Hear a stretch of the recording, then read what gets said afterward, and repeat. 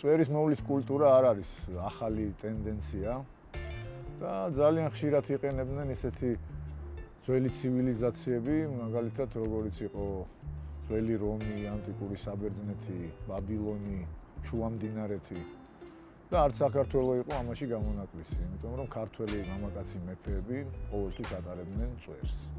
შესაბამისად არც წვერის მოვლა იყო მათთვის უცხო ხილი, რაც ძალიან კარგად ჩანს წყაროებიდან.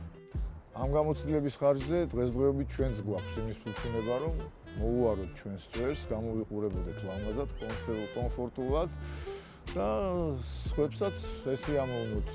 ბევრი ვისაუბრე წვერის მოვლაზე, მაგრამ არ მიხსენებია ის საშუალებები, რითიც შეგვიძლია მიხვედოთ წვერს. თავიდან მეგონა, რომ ეს საშუალებები რაღაც მოდას აყოლილი ახალგაზრდებისთვის იყო, მაგრამ აღმოჩნდა, რომ თურმე ჩემი ასაკის ხალხისთვისაც შვენიერი საშუალებები ყოფილა.